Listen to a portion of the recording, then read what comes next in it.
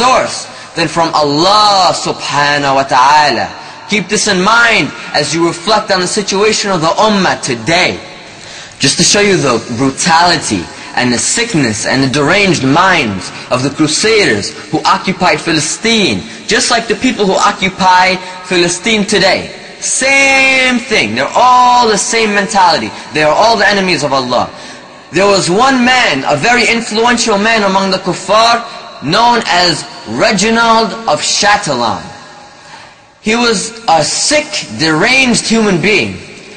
He promised that he would bring the Kaaba to the ground, and then he would take, it's hard to even say these words, he would take the camel herder's body, referring to the honorable, noble Prophet of Allah, Muhammad al-Mustafa sallallahu alayhi wa sallam.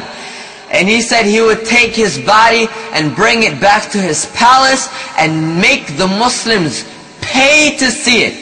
When Salah ad-Din al-Ayyubi heard these sick, disgusting words, he raised his sword to the sky and he said, Wallahi, Wallahi, I will kill him myself.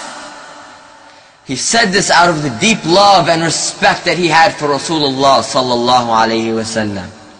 He set up a regiment to bring him down, and they brought him down. They completely annihilated his men and brought some of them back to Al-Madinah to be executed in the city of Rasulullah sallallahu alayhi wa sallam. However, Reginald of Chatillon managed to get away. As Salah ad-Din al-Ayyubi advanced to Palestine, after conquering many lands, there were thousands ready to fight him. One of the largest and most well-known battles in the history of the world began, the Battle of Hattin, which was in current-day Palestine. Salah ad-Din al-Ayyubi and his army began to fight the Crusaders. The army they were fighting was massive, but this didn't matter, because like we said, victory does not come from any source other than from Allah. Numbers don't count. Technology doesn't count. Geography doesn't count. At the end of the day, these are influences. They can help you. But the only thing that determines the outcome of a battle is the will of Allah. So if the whole world unites against you, but Allah subhanahu wa ta'ala wills victory for you, then know without any doubt that you have no outcome except victory. يا أيها الذين آمنوا إن تنصروا الله ينصركم ويثبت أقدامكم.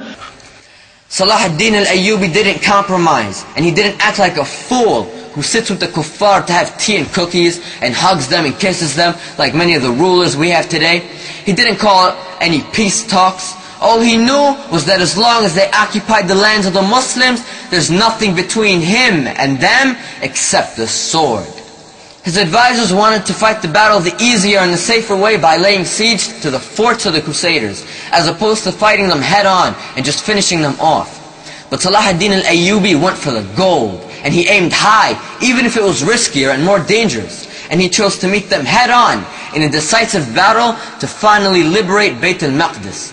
He told the Mujahideen, "O my men, fight to please your Lord and don't fight to please me. You can fight, but your intention must be only for Allah and not for anyone else." The Crusaders barricaded themselves and protected their encampment from any attack. They were very secure. So Salah ad-Din used his military genius that Allah blessed him with to get them out of their little safety bubble. He went to a nearby fort where the women and the children of the Crusaders were, and he laid siege to it, as the sea was to his back. So the Crusaders thought that with just one charge from them, Salah ad-Din and his whole army could be thrown into the sea and they'll be easily defeated.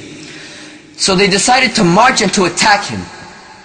This is exactly what Salah ad-Din wanted and was hoping for. Salah ad-Din strategically placed Muslim archers in the path to attack the Crusaders. And he also poisoned all the wells along the way so that they couldn't even have a reliable water source. The Crusaders marched carrying what was called the True Cross, which is an important relic because they believed that Sayyidina Isa ﷺ was crucified on this piece of wood. And they believed that by the blessing of this piece of wood, they were victorious. So as they marched, the Mujahideen archers attacked.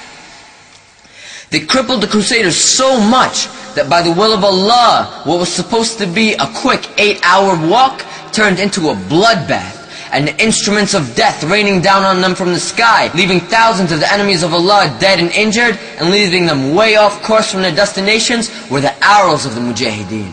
Just like the Sahaba so many years earlier, this was a man who knew the high position of Rasulullah sallallahu alayhi wasallam. Just as the Sahaba radiyallahu anhum ajma'een would compete with each other to grab the water that fell off of the body of Rasulullah sallallahu alayhi wasallam as he did wudu to gain the barakah from his blessed body, Salah ad-Din ordered that in the midst of fighting, the ahadith, the words of Rasulullah sallallahu alayhi wasallam were to be recited so that the Mujahideen could at the very least be blessed with the words of the Messenger sallallahu alayhi wasallam.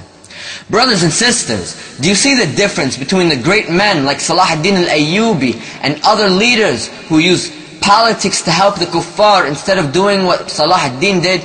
Now do you know why the ummah is the way it is? We don't have men like this. That's why. Then when the kuffar came close enough to fight, Allah allowed the Mujahideen to surround them so tightly that historians say not even ants could get through. فإذا لقيتم الذين كفروا فضرب الرقاب حتى إذا أثخنتموهم فشدوا الوثاق فإما منا بعد وإما فداء حتى تضع الحرب أوزارها ذلك ولو يشاء الله لانتصر منهم ولكن ليبلو بعضكم ببعض والذين قتلوا في سبيل الله فلن يضل أعمالهم. There were two calls the night of that part of the battle. The first was from the Muslim camp making takbir and saying Allahu Akbar.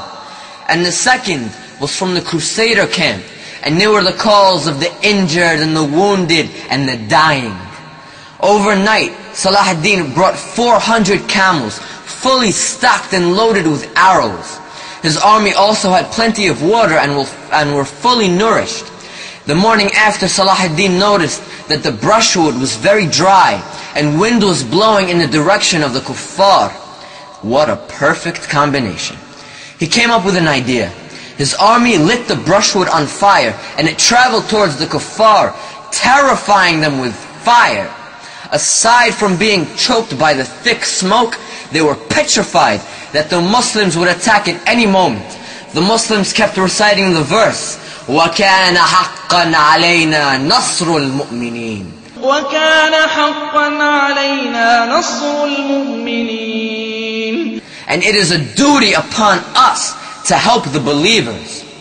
Salah ad-Din afflicted a final blow on the Crusaders by sending them an entire regiment to capture their so-called true cross, and psychologically devastated and demoralized them. By now, the entire army of the kuffar crumbled apart and were completely devastated. The Muslims had killed thousands upon thousands of the awliya, the friends and the helpers of the shaitan, and took thousands more as prisoners. Salah ad-Din's son told him, Alhamdulillah, we defeated them. Salah ad-Din replied, shut up, you idiot! We haven't become victorious until the flag of the Crusaders falls down. And right when he said that, subhanallah, it fell down on the spot. And it was a definite win for the Muslims. Walhamdulillahi Rabbil Alameen. Now, if it was any of us, we would have jumped around out of joy and lost our minds, being happy and joyous. But Salah ad-Din, as we said, was a wise man. And immediately, he got down from his mount and made sajda to Allah Azza wa Jal, thanking Him and praising Him for this blessing of victory after 91 years. After 91 years of the ummah not even hearing the adhan from Masjid al-Aqsa. After 91 years as the house of Allah, the third holiest site in the ummah of Islam, being used as a barn for the kuffar's animals, he made sajda to Allah subhanahu wa ta'ala that very soon the land of the Muslims, Al-Masjid Al-Aqsa, would be liberated. That he opened the pathway for it to be liberated very soon. Imam al-Dhahabi, rahmatullah alayh, said about this battle that it was the greatest victory for the Muslims since Khalid ibn Walid defeated the Romans at the Battle of Yarmouk so many years ago.